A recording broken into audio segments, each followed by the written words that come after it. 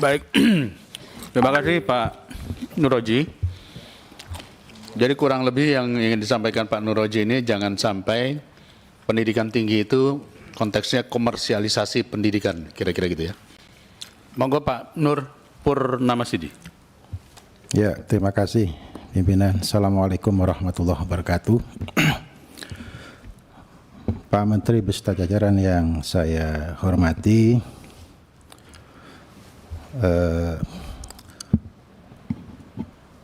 yang pertama saya ingin meminta konfirmasi dan klarifikasi terkait dengan telah terbitnya PP nomor 18 tahun 2022 sebagai pengganti PP 48 2008 tentang pendanaan pendidikan. Nah, jadi dari yang saya kumpulkan informasi terkait dengan PP 18 2022 terkait dengan pendanaan pendidikan ini, Kemendikbud ini menjadi leading sektor, ya, menjadi leading sektor dalam hal kewenangan pengaturan anggaran pendidikan. Walaupun kemudian disebut situ bersama dengan Menkyu dan Bappenas. Nah, jadi sebenarnya PP ini sudah lebih jelas dibanding PP sebelumnya. Jadi leading sektor untuk mengatur seluruh pengalokasian anggaran pendidikan baik yang dilaksanakan oleh Kementerian Pendidikan maupun kementerian dan lembaga yang lainnya. Ya, ini saya mohon klarifikasi dan konfirmasinya.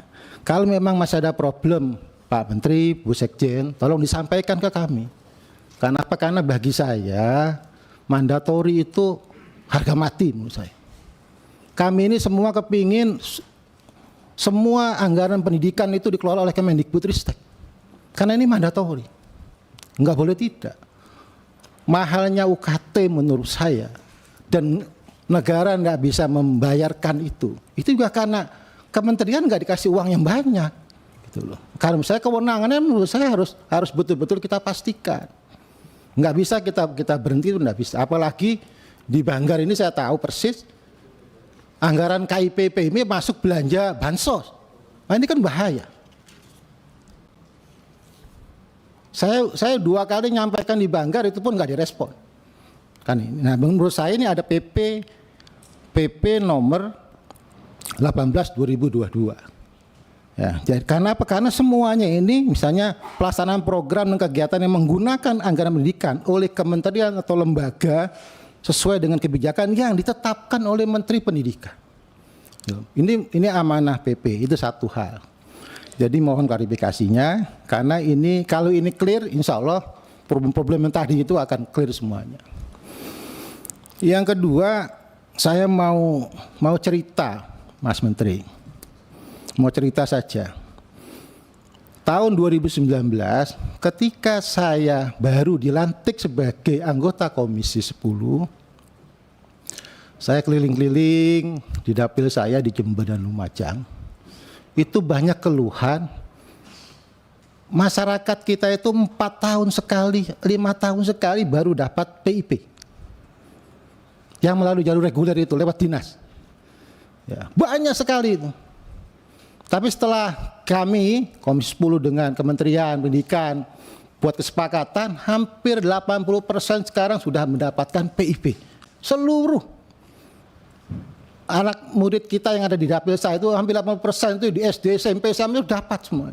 Dari yang seawalnya hanya katanya-katanya. Karena yang menentukan kepala sekolah. Nah, pertanyaan saya, apakah kemudian rekomendasi KPK itu harus kita laksanakan secara serta-merta atau bagaimana? Karena ini hak mereka. Apakah Mas Menteri tidak tahu bahwa dengan otonomi daerah, dinas adalah alat kepanjangan partai politik?